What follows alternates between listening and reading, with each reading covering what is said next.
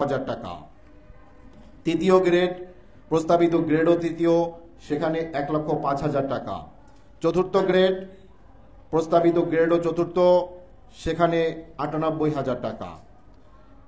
সাবেক পঞ্চম ও ষষ্ঠ গ্রেড মিলে আমরা নতুন পঞ্চম গ্রেড প্রস্তাব করছি, যার মূল বেতন প্রস্তাব করছি 90,000 টাকা। সপ্তম গ্রেড সাবেক, সেটি বর্তমানে ষষ্ঠ গ্রেড প্রস্তাব করছি, মূল বেতন 80,000 টাকা। সাবেক অষ্টম ও নবম গ্রেড, আপনারা জেনে থাকবেন যে সাবেক অষ্টম ও নবম গ্রেডের বেতনের পার্থক্য মাত্র 1,000 টাকা। এই দুইটি গ্রেডকে আমরা একীভূত করে বর্তমানে সপ্তম গ্রেড প্রস্তাব করছি, যার মূল বেতন 70,000 টাকা। এবং এটাই কর্মকর্তাদের, অর্থাৎ যারা বিসিএস ক্যাডার, তাদের নতুন যে জয়েনিং, সে জয়েনিং গ্রেডকে আমরা 70,000 টাকা প্রস্তাব করছি।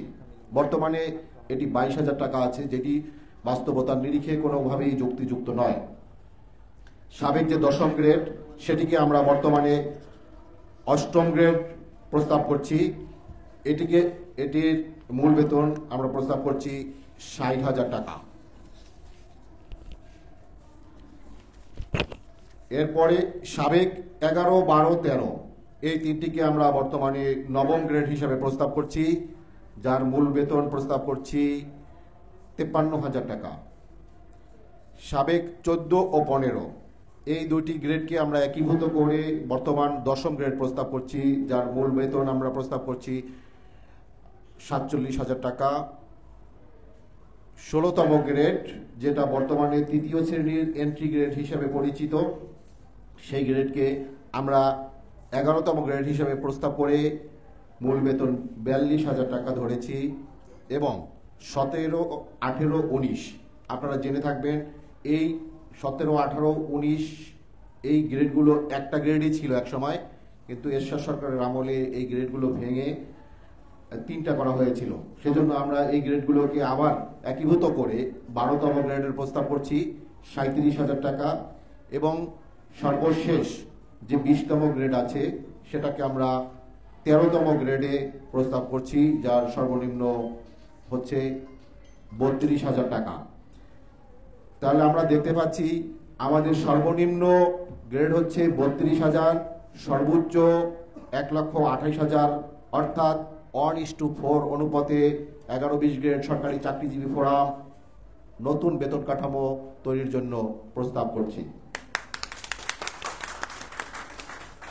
উল্লেখ্য, বর্তমানে সরকারি হাসপাতালে চিকিৎসাধীন একজন রোগীর দৈনিক শুধুমাত্র খাদ্য ও পথ্য বাবদ 175 টাকা বরাদ্দ দেওয়া হয়। আপনাদের অনেকের মনে হতে পারে যে 32,000 টাকা অনেক টাকা, কিন্তু একজন রোগীর যখন 175 টাকা বরাদ্দ দেওয়া হয়, সেখানে 6 সদস্যের পরিবারের প্রতিজনকে যদি 175 টাকা হিসাব করা হয়, তাহলে 30 দিনে তার মূল যে টাকাটা আসে সেটা হচ্ছে 31,500 টাকা। সরকার যেহেতু 6 সদস্যের পরিবারের হিসাব করেই পে স্কেল প্রদানের কথা বলেছেন, সেক্ষেত্রে আমরা এই ন্যূনতম যে বেসিকটুকু আছে সেটুকু আমরা সরকারের কাছ থেকে চাচ্ছি। ভাই প্লিজ আপনারা একটু বসেন।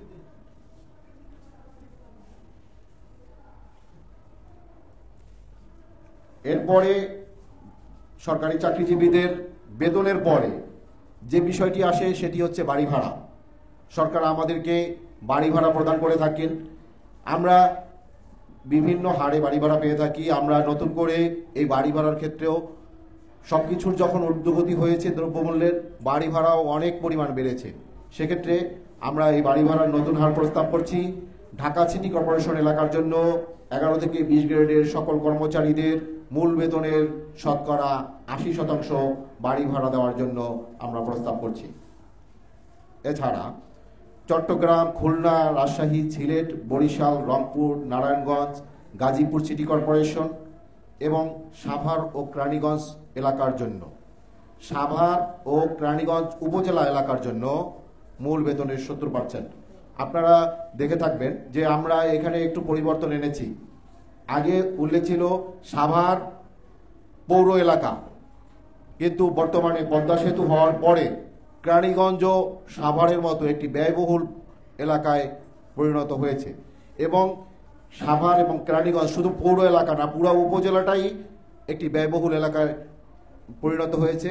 সেজন্য আমরা পৌর এলাকা শব্দের পরিবর্তে উপজেলা শব্দটি সংযোজন করে এই উপজেলার যত চাকরিজীবী আছে তাদের জন্য মূল বেতনের 70% ভাড়া বরাদ্দের জন্য দাবি জানিয়েছি।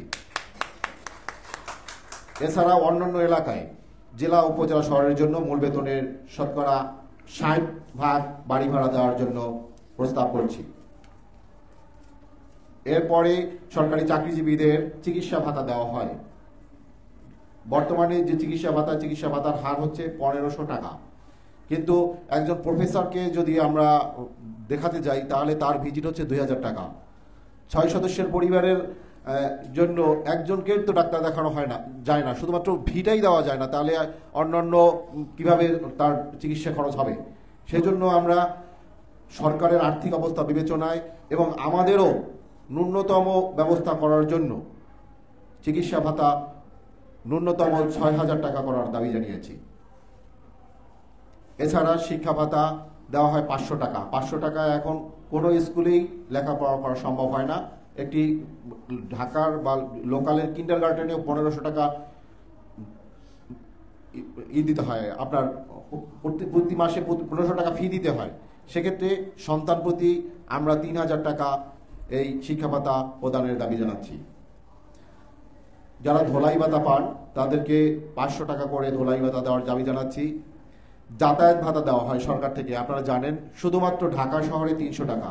300 টাকায় আপনি এখন একটা টেম্পুতেও উঠতে পারবেন না, প্রতিদিন 10 টাকায় একটা টেম্পুতে ওঠা যায় না। সেজন্য আমরা ঢাকা শহরে প্রতিদিন ন্যূনতম 100 টাকা হারে 3000 টাকা এবং অন্যান্য এলাকার জন্য 2000 টাকা যাতায়াত ভাতা দেওয়ার জন্য সরকারকে অনুরোধ জানাচ্ছি।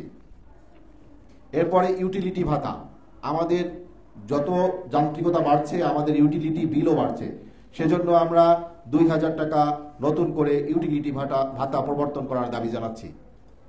আপনারা বিভিন্ন সময় বলে থাকেন সরকার আমাদের 200 টাকা টিফিন ভাতা দেয়, যেটা একটি হাস্যকর। একটি 6 টাকা 66 পয়সা টিফিনের খরচ পড়ে প্রতিদিন, যাতে কোনোভাবেই কারো টিফিন করা সম্ভব হয় না। সেজন্য আমরা এই টিফিন ভাতাকে কর্মদিবস হিসাবে হিসাব করে, যে মাসে যদি 22 কর্মদিবস হয় তাহলে দৈনিক 100 টাকা হারে 2200 টাকা টিফিন ভাতা দেওয়ার জন্য সরকারের কাছে দাবি জানাচ্ছি। এছাড়া বৈশাখী ভাতা দেওয়া হয় 20%, এই 20%কে আমরা 50% করার জন্য অনুরোধ জানাচ্ছি। পাহাড়ি, দুর্গম, পর্যটন, উপকূলীয় অঞ্চলে 40% ভাতা দেওয়ার জন্য অনুরোধ করেছি। আপনারা জেনে থাকবেন বিভিন্ন পর্যটন এরিয়া, যেখানে একটি পর্যটন এরিয়া, সেখানে যে কোনো কিছু কিনতে গেলে তুলনামূলকভাবে অন্যান্য এলাকার থেকে দাম বেশি হয়।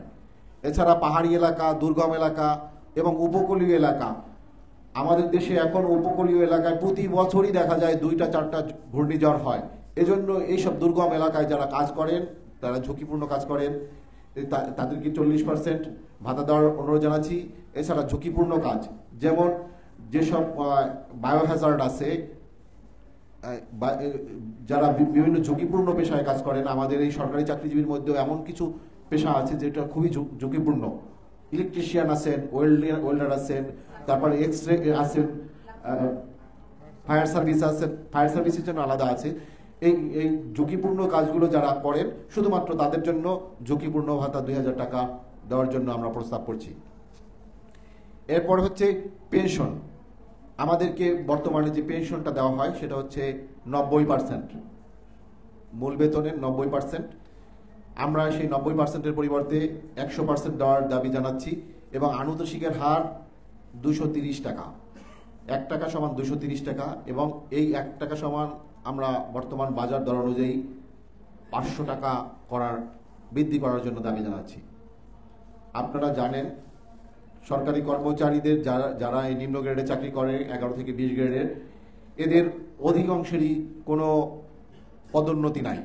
এই পদোন্নতি নাই বলেই এরশাদ সরকারের আমলে এই কর্মচারীদের দাবির বিবেচনায় টাইম স্কেল সিলেকশন গ্রেড প্রবর্তন করা হয়েছিল। কিন্তু বিগত সরকারের 2015 সালের পে স্কেলে এই টাইম স্কেল সিলেকশন গ্রেড রহিত করায় আমাদের বহু কর্মচারী একই পদে একই বেতনে একই স্কেলে দীর্ঘদিন ধরে তাদের চাকরি করে যাচ্ছেন। তাই আমরা এই টাইম স্কেল সিলেকশন গ্রেড পুনর্বহাল করার জন্য সরকারের কাছে বিনীতভাবে দাবি জানাচ্ছি। সকল রাষ্ট্রায়ত্ত স্বায়ত্তশাসিত প্রতিষ্ঠানে পেনশন সুবিধা ও পেনশনারদের ন্যায় গ্র্যাচুইটি চালু ও গৃহ ঋণ নির্মাণ প্রদান করার জন্য ঋণ প্রদানের দাবি জানাচ্ছি। সরকারি যে স্বায়ত্তশাসিত ও রাষ্ট্রায়ত্ত যে প্রতিষ্ঠানসমূহ আছে সেখানে